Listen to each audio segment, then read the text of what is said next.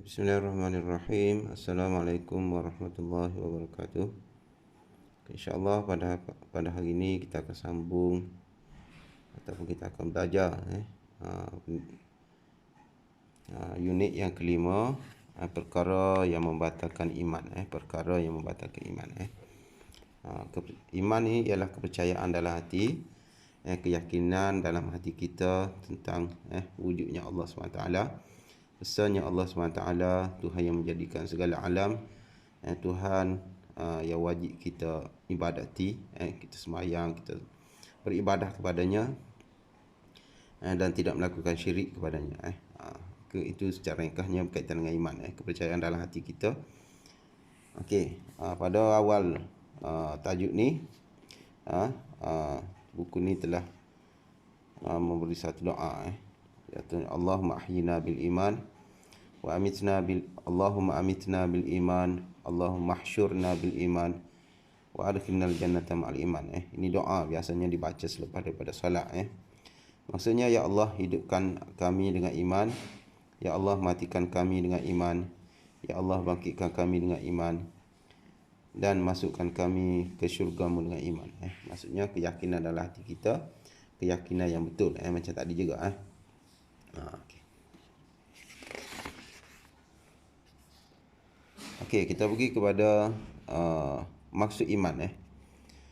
Dari segi bahasa ialah percaya atau membenarkan. Maksudnya kita percaya dalam hati kita dan kita benarkan dalam hati kita. Apa yang dibenarkan, dia akan beritahu ni. Itu maksud iman dari segi bahasa. Dari segi istilah, maksud iman ialah membenarkan dan meyakini dengan hati, berikrar dengan lidah dan mengamalkan dengan anggota. Jadi segi sebut ada iman ni, maksudnya satu jenis keyakinan yang mana kita membenarkan dan meyakini dengan hati. Dalam hati kita, kita yakin tentang adanya Allah SWT, adanya para rasul, adanya malaikat, adanya hari akhirat, adanya qada dan qadar, adanya kitab yang diturunkan oleh Allah SWT. Maksudnya dalam hati kita. Berikrar dengan lidah. Apa yang kita yakin itu kita ucap dengan lidah. Maksudnya kita akui dengan mengucap 2 kalimah syahadah.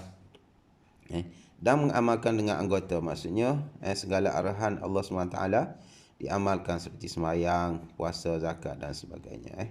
Maksudnya arahan-arahan daripada para nabi, dan juga sama ada daripada Al-Quran dan juga hadis. Segala larangan, suruhan kita lakukan. Itu maksudnya beriman. Okay, ini satu wirid. Wirid biasanya ni dalam Al-Quran, surah Al-Baqarah. Ayatnya, amanar rasul bima unzila ilaihi min rabbihi wal mu'minun kullun amana billahi wa malaikatihi wa kutubihi wa rusulihi.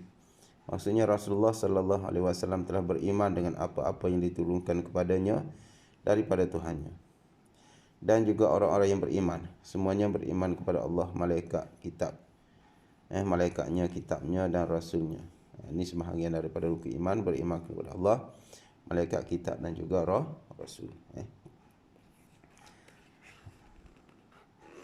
Okey, kita pergi kepada yang kedua, huraian daripada maksud iman tadi.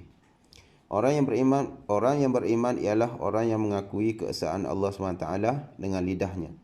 Maksudnya kita ucap dengan lidah bahawasanya Allah ni satu je, esa. Tak ada dua, tak ada tiga. Meyakini dalam hati serta melaksanakan segala perintah dan menjauhi segala larangannya. Apabila kita ucap dengan lidah, kita yakin dalam hati apa yang kita ucap itu, dan kita laksanakan apa yang diperintah dan dilarang oleh Allah SWT. Yang kedua, asas cara hidup Islam yang telah ditetapkan oleh Allah SWT terkandung dalam rukun iman dan rukun Islam yang wajib dipercayai dan diyakini. Asas cara hidup Islam ni dua rukun, asas besar dia.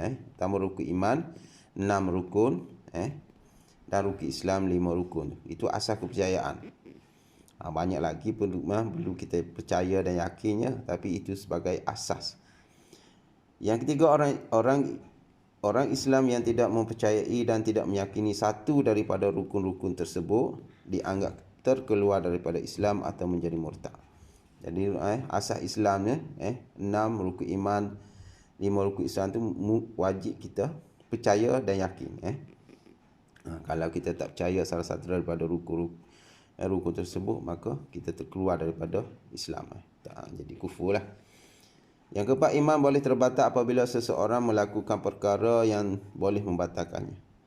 Iman, keyakinan yang kita ada dalam hati kita boleh terbatal dengan cara kita melakukan perkara-perkara yang boleh membatalkan. Macam kita semayang, semayang dia boleh batal juga kalau kita melakukan perkara-perkara yang membatalkan solat, seperti bercakap, kentut dan sebagainya.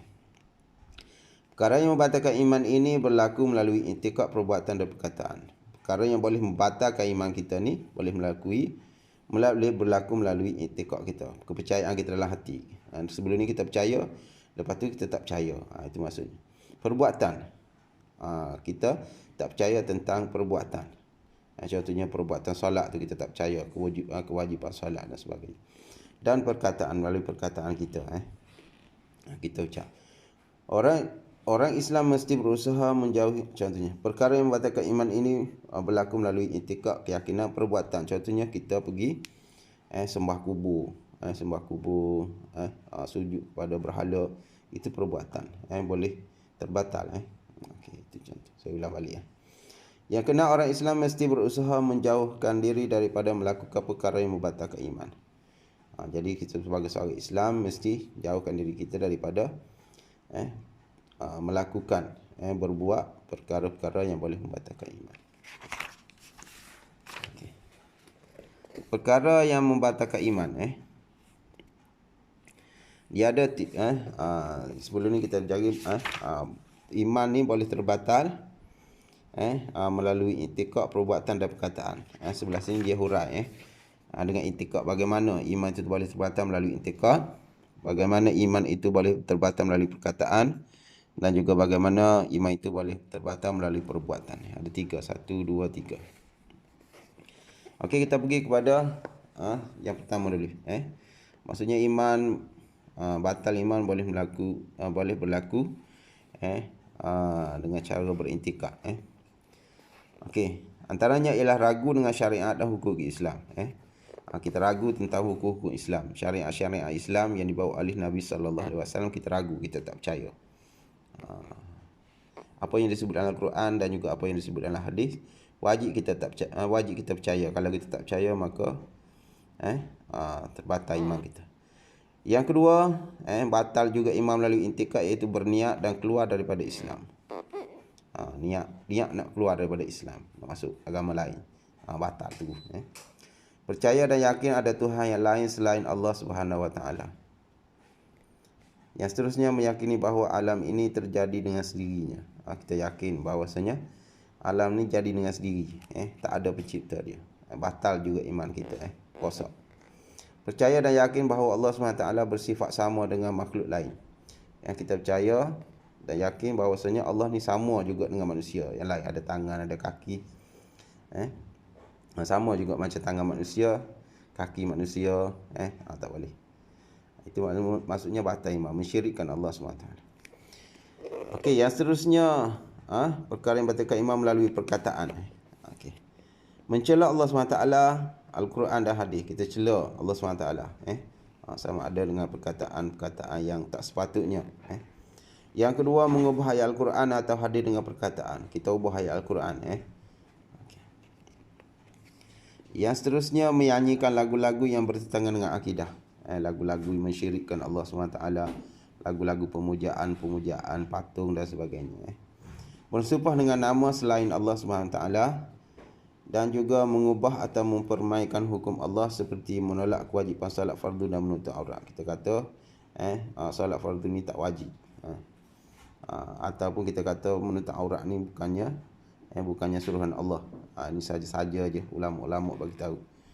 Itu boleh merosakkan iman. Okey, melalui perbuatan,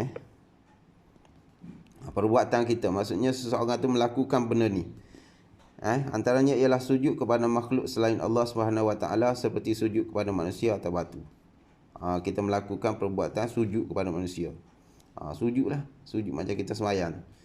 Ataupun sujud kepada batu. Pergi tempat berhala, tokoh-tokoh kata kita sujud. Okey, batal juga iman kita. Seterusnya menyembah selain Allah SWT seperti menyembah berhala. Contoh tadilah.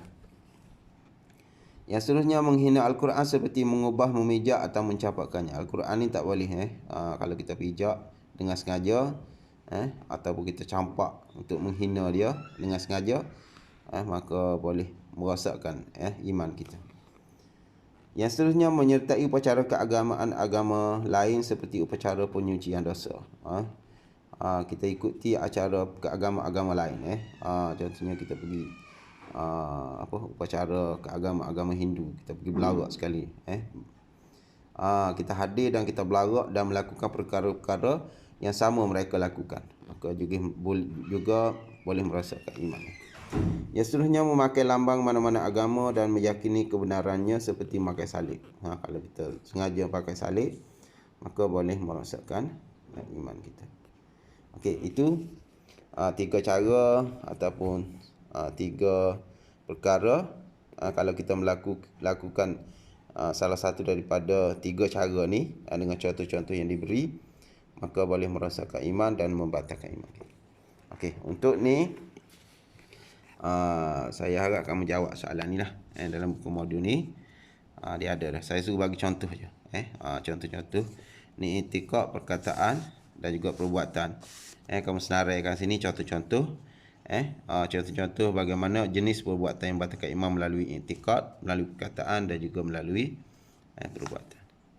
Itu saja untuk hari ini. Assalamualaikum warahmatullahi wabarakatuh.